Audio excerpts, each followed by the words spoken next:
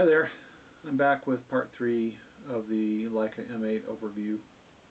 I've kind of said everything I really want to say, but there's a little bit more, I guess I could say. One thing I left out was the controls of the camera. Really being kind of an old school camera that just happens to have a digital sensor in it, controls are very, very simple. It's nowhere near as complicated as my Canon 30D, for example. So one thing you have is an aperture control on the lens where it ought to be, and shutter speed dial where it ought to be. It does have aperture priority auto exposure, which is useful. Aside from that, you've got the digital aspect, which is, you know, a sensor and then the LCD on the back and a few buttons to mess around with your photos. So it's very simple. If I pop off a shot here,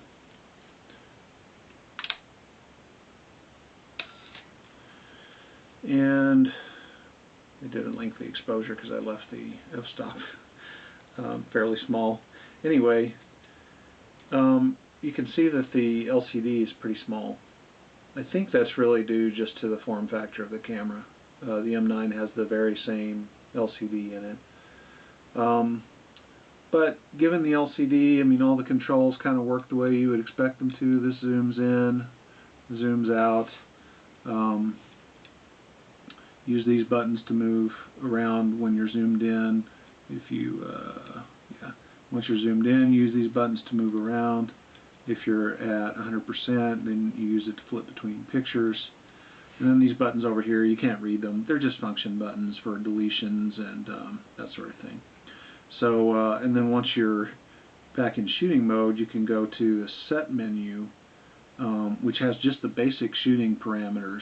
There's not a lot on here, and that's on purpose. They want you to be able to get to the basic shooting parameters really quickly.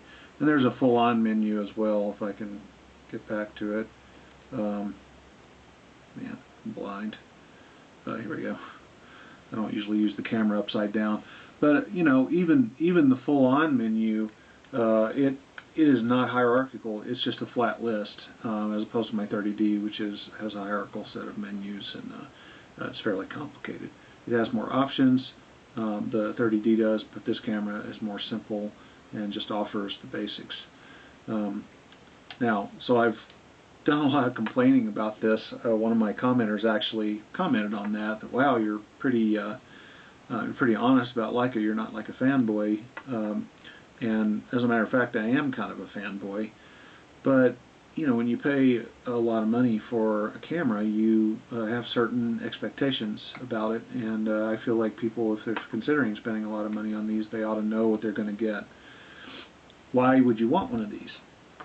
Well, there's a number of reasons you want one. Super high image quality. The sensor is very good. It's got very little filtering on the front of it. You can choose from a variety of lenses from the 40s and 50s up to today to mount onto this camera. Some of the best lenses ever created fit on this camera.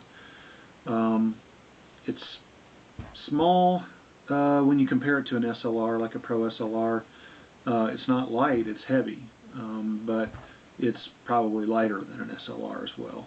But it is smaller. You can pack it. You know, I talked about it in my other video where I have 2 bodies and 5 lenses total in this bag, and have room for all kinds of other stuff. So, and it weighs 8 pounds. So that's a pretty big difference. If I pulled out my 30D kit with all the lenses I have there, that's giant and weighs like 13 pounds, and much, much, much bigger. It's a real pain in the butt to carry. So compactness, it's not tiny, it's just compact. That's something. And also just plain quality, aside from photo quality. This camera is essentially hand assembled. It's not handmade. You know, every part isn't made by hand, but it's assembled by hand. If you have Leica lenses, those are assembled by hand. They're a very small production shop, as opposed to a Japanese shop that, you know, makes 100 times, 1,000 times as many items as Leica does. So you're paying for that too. There's just not the mass production sort of cost per item goes down the more of these items you make. So you know, you're really kind of buying old world craftsmanship. And if that appeals to you, you'll buy one of these. If it doesn't appeal to you, there's no reason to spend the money on it. It appeals to me. I bought one used. I recommend you do the same. And same thing with the lenses. The lenses that you can get are very high quality, and there's just a few makers that make lenses, and even the cheaper ones are very, very, very well made lenses. So anyway, I think I'm rambling a little bit now, and I don't have much more to say about the camera. If you have questions, make comments, and I will respond. Thanks.